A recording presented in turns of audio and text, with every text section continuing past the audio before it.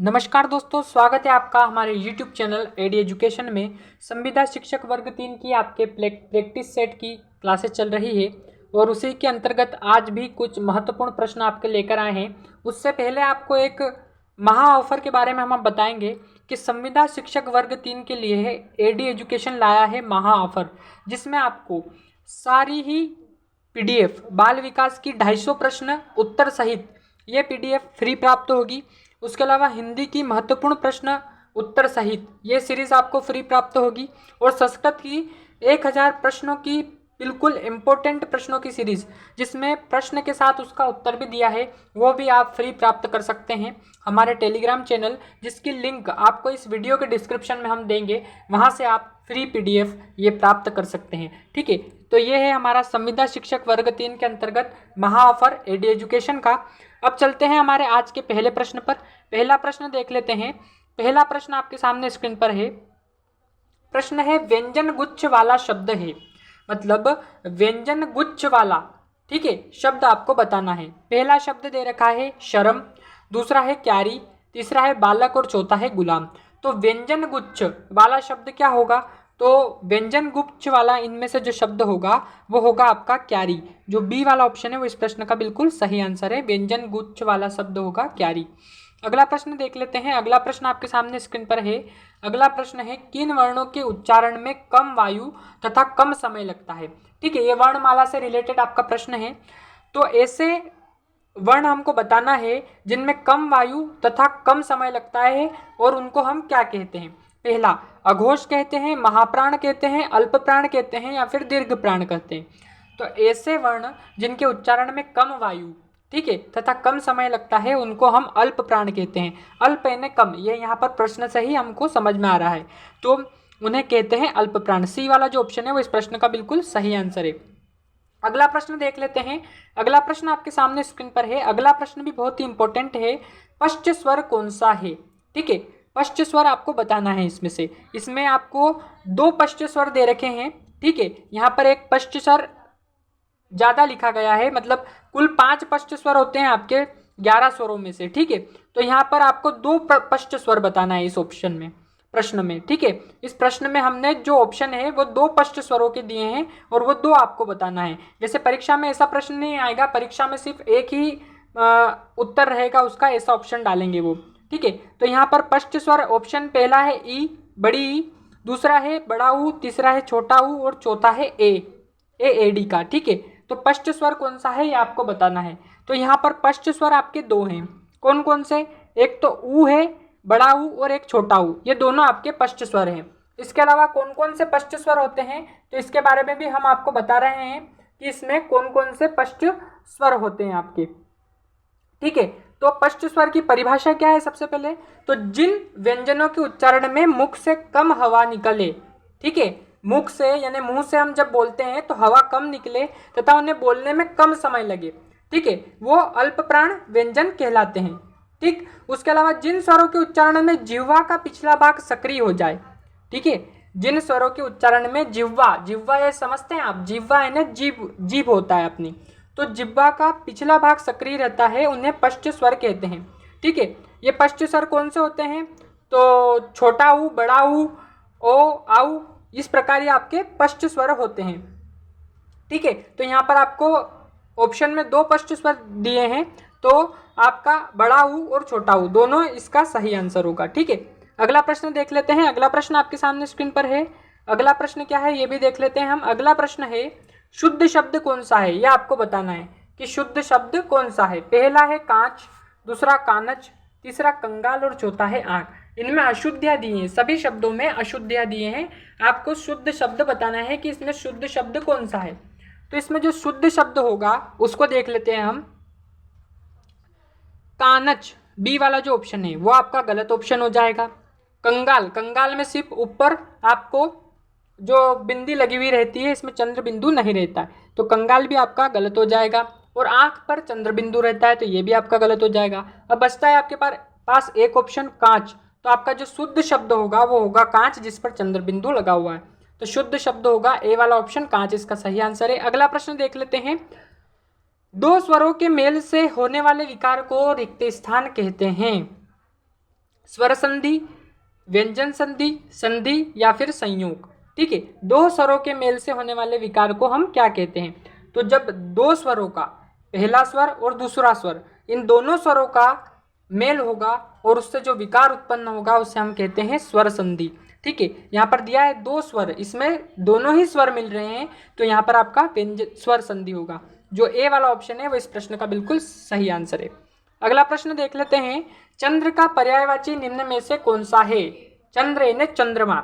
पहला ऑप्शन है हिमांशु, दूसरा है रजनीधर, तीसरा है मोषक और चौथा है मोहक। तो चंद्र का जो पर्यायवाची होगा वो होगा आपका हिमांशु। जो पहला वाला ऑप्शन है इस प्रश्न का बिल्कुल सही आंसर है, चंद्र का पर्यायवाची होगा हिमांशु। अगला प्रश्न देख लेते हैं। अगला प्रश्न आपके सामने स्क्रीन पर है। अगला प्रश्न क्या है? अगला प्रश्न देखें हम, जो सब कुछ जानता हो के लिए एक शब्द निम्न में से कौन सा है? सवाज्ञ, सवज्ञ, सर्वांगीण और सर्वज्ञ। तो यहाँ पर आपको ऑप्शन में भी दिमाग लगाना पड़ेगा। कैसे? कि जो सब कुछ जानता हो उसको हम क्या कहेंगे एक शब्द में? तो सवाज्ञ तो आपका हो जाएगा गलत, सवज्ञ भी हो जाएगा गलत, सर्वांगीण, ठीक है, ये भी आपका हो जाएगा गलत। जो सब कुछ जानता हो, ठीक है, उसे हम कहते हैं सर्वज्ञ। जो आपका डी वाला ऑप्शन है इस प्रश्न का बिल्कुल सही आंसर होगा। सब कुछ जानने वाला सर्वज्ञ कहलाता है, यानी उसको सभी कुछ आता है। अगला प्रश्न, निष्कपट का संधि विच्छेद निम्न में से कौन सा है? संधि से रिलेटेड प्रश्न है। यहाँ पर संधि, समास, उपसर्ग, प्रत्यय, छंद, आपका वाक्य विचार और हिंदी भाषा का विकास, इसके अलावा जो भी टॉपिक आते हैं उनके मिक्स्ड क्वेश्चन संविदा शिक्षक वर्ग 3 के अंतर्गत लेकर आए हैं हम, और बहुत ही इंपॉर्टेंट आपकी क्लास है। तो निष्कपट का संधि विच्छेद फिलहाल आपको बताना है। पहला ऑप्शन है निश धन कपट, दूसरा निश धन कपट, तीसरा नीह धन कपट और चौथा है नी धन कपट। तो निष्कपट का संधि विच्छेद क्या होगा? ठीक है, निष्कपट का संधि विच्छेद क्या होगा? तो इसका जो संधि विच्छेद होगा वो होगा नीह धन कपट। जहां पर आपका विसर्ग लगा हुआ है सी वाले ऑप्शन में, वो इसका सही आंसर होगा। और इसमें संधि कौन सी होगी? तो यहाँ पर आपको दिख रहा है कि नीह धन कपट बराबर निष्कपट, तो यहाँ पर विसर्ग का उपयोग हो रहा है, इसलिए यहाँ पर विसर्ग संधि होगी। तो आपका सी वाला ऑप्शन इस प्रश्न का बिल्कुल सही आंसर है। अगला प्रश्न देख लेते हैं। अगला प्रश्न आपके सामने स्क्रीन पर है। अगला प्रश्न है, तीव्र का विलोम शब्द निम्न में से कौन सा है? तीव्र का विलोम बताना है आपको। माध्यम, ज्वर, मंद और चौथा जो ऑप्शन है वो है मद। तीव्र का विलोम क्या होगा, ऐसा पूछा है। तो तीव्र का विलोम आपको 4 ऑप्शन दिए हैं और सही आंसर बताना है। तो तीव्र का माध्यम नहीं होगा, ज्वर भी नहीं होगा और मद भी नहीं होगा। इसका जो सही आंसर होगा तीव्र का मंद, यह आपका बिल्कुल सही आंसर होगा। ठीक है, इस प्रकार के प्रश्न अभी एसएससी जीडी की जो एग्जाम हुई उसमें भी पूछे गए हैं। ठीक है, तो ये प्रश्न तीव्र का विलोम शब्द, ये बहुत ही इंपॉर्टेंट प्रश्न है और परीक्षा में आ सकता है। इसके अलावा दूसरे भी विलोम आ सकते हैं, लेकिन ये बहुत इंपॉर्टेंट है। अगला प्रश्न देख लेते हैं। निस उपसर्ग से बना शब्द निम्न में से कौन सा है? निश्चय, निर्वास, निर्वाह या निर्दोष। तो निस उपसर्ग से बना शब्द आपको बताना है।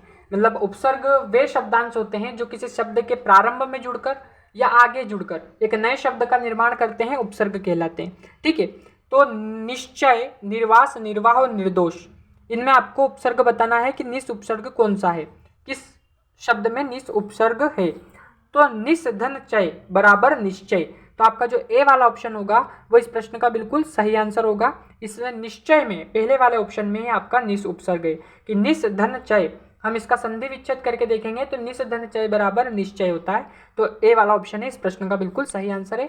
अगला प्रश्न देख लेते हैं। अगला प्रश्न आपके समास से रिलेटेड है। समास किसे कहते हैं और संधि किसे कहते हैं, इसमें अंतर क्या है? पिछली क्लास में भी हमने आपको बताया और एक बार फिर से बता रहे हैं। दो वर्णों के मेल को कहते हैं संधि, ठीक है, और दो या दो से अधिक शब्दों के मेल से बने पदों को हम कहते हैं समास। ठीक, तो फिलहाल नहाया धोया शब्द में कौन सा समास है? तत्पुरुष समास, द्विगु समास, द्वंद्व समास, बहुब्रीहि समास।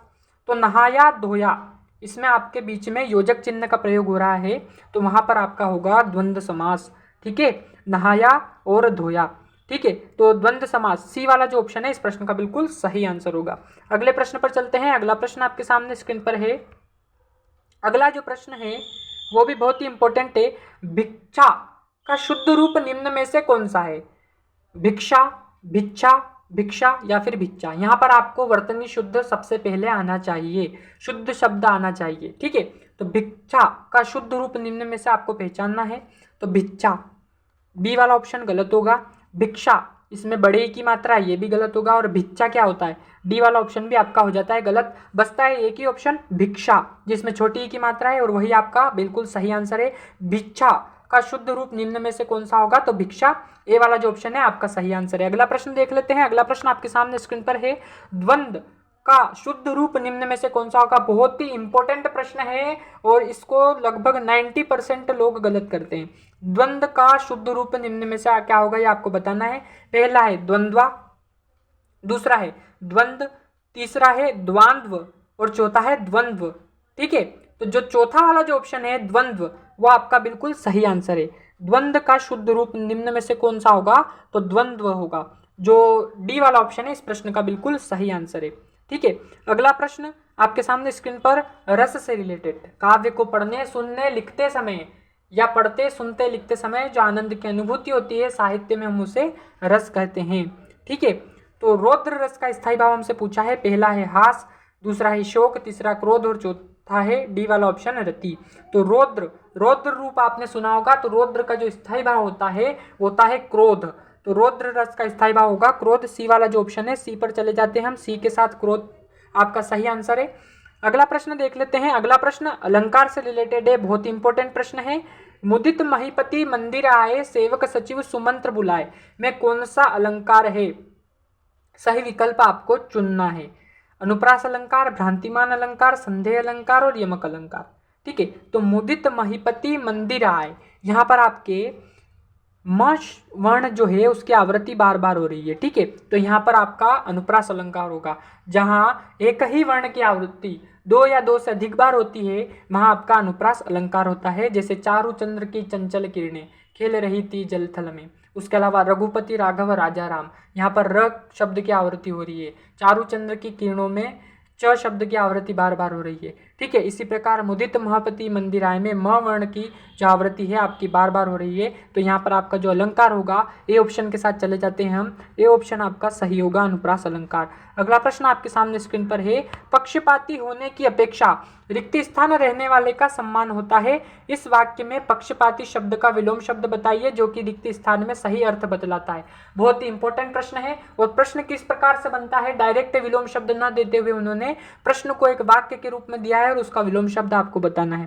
पहला ऑप्शन है सदाचारी, दूसरा नीतिवान, तीसरा अनुशासित और चौथा है निष्पक्ष। हमसे पूछा क्या है, एक बार और प्रश्न को ध्यान से पढ़ते हैं कि पक्षपाती होने की अपेक्षा रिक्त स्थान रहने वालों का सम्मान होता है। इस वाक्य में पक्षपाती शब्द का विलोम शब्द बताना है जो कि रिक्त स्थान में से सही अर्थ बताता है। तो हमसे पूछा है पक्षपाती शब्द का विलोम बताना है हमको, पक्षपाती शब्द का विलोम शब्द बताना है। तो सदाचारी, नीतिवान, अनुशासित और निष्पक्ष, इसमें से क्या होगा।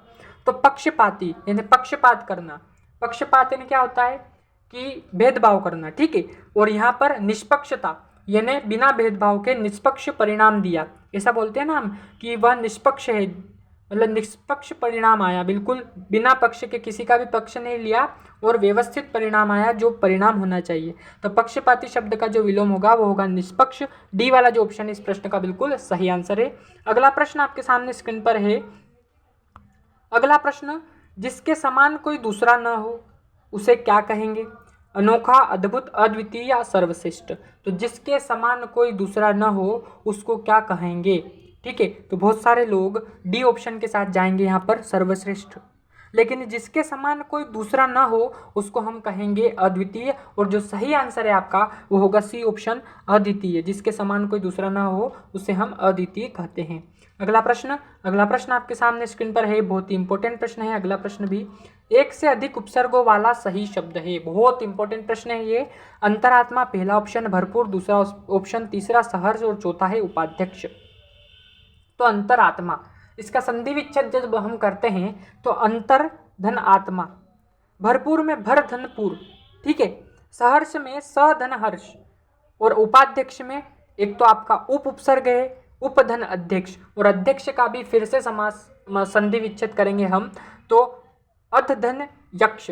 इस प्रकार से आपका संधि विच्छेद होगा। तो इसमें 2 आपके उपसर्ग हैं, तो एक से अधिक उपसर्ग वाला सही शब्द जो होगा वो होगा अंतरात्मा। आपका गलत हो जाएगा, भरपूर भी आपका गलत हो जाएगा क्योंकि इनमें एक ही उपसर्ग है और सहर्ष में भी एक ही उपसर्ग है। तो बचता है डी वाला ऑप्शन, इसमें 2 उपसर्ग है। उपाध्यक्ष आपका सही आंसर है। अगला प्रश्न, 9 2 11 होना किस वाक्य का वाक्यांश है? 9 2 11 होना किस वाक्य का वाक्यांश है? ठीक है, किस प्रकार का वाक्यांश है, मतलब लोकोक्ति है ये। लोकोक्ति किसे कहते हैं? लोक में प्रचलित उक्ति को हम लोकोक्ति कहते हैं। लोक यानी लोगों में प्रचलित उक्ति लोकोक्ति कहलाती है। यह आपका मुहावरा है, अधूरा वाक्य है या फिर पूर्ण वाक्य? तो 9 2 11 होना, ठीक है, ये आपका है मुहावरा। ठीक है, मुहावरे के रूप में इसका यूज किया जाता है। तो 9 2 11 होना बी वाला जो ऑप्शन है इसका सही आंसर है।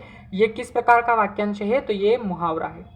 अगला प्रश्न बहुत ही इंपॉर्टेंट है, गिरिधर का समास विग्रह बताइए। अब गिरिधर का समास विग्रह तो हम बता देंगे, लेकिन यहाँ से एक प्रश्न और जान लेते हैं हम कि गिरिधर क्या है। गिरिधर शब्द जो है वो क्या है? तो समास विग्रह, विग्रह यानी तोड़ना, हमको गिरिधर शब्द दिया है यानी कि ये सामासिक पद है आपका। कौन सा पद है? सामासिक पद। तो आपको प्रश्न ऐसा भी दे सकते हैं कि गिरिधर में का समास विग्रह करना है आपको, लेकिन उसमें गिरिधर शब्द क्या है? 4 ऑप्शन दे देंगे और एक ऑप्शन उसमें से सही रहेगा, वो होगा सामासिक पद। तो आपको उसमें आंसर लगाना है कि गिरिधर जो है वो सामासिक पद है। फिलहाल आपको दिया है गिरिधर का समास विग्रह बताना है। गिरि का धारक, गिरि को धारक करने वाला, कृष्ण, गिरि को गिराने वाला और गिरिराज। तो गिरि को धारण करने वाला, धारक करने वाला नहीं, ये यहाँ पर प्रिंटिंग मिस्टेक है। गिरि को धारण करने वाला, गिरि यानी पर्वत को, पर्वत को धारण किसने किया था? भगवान श्री कृष्ण ने। तो गिरिधर का समास विग्रह होगा गिरि को धारण करने वाला, या धारक करने वाला भी हम कह सकते हैं। तो गिरि को धारक करने वाले अर्थात भगवान श्री कृष्ण। तो बी वाला जो ऑप्शन है इसके साथ हम चले जाते हैं। बी वाला आपका ऑप्शन बिल्कुल सही आंसर है इसका। इसी के साथ ये 20 प्रश्न आज के भी आपके कंप्लीट होते हैं। ठीक है, तो इस प्रकार के प्रश्नों के लिए बने रहिए हमारे साथ और देखते रहिए हमारा यूट्यूब चैनल एडी एजुकेशन। बहुत बहुत धन्यवाद।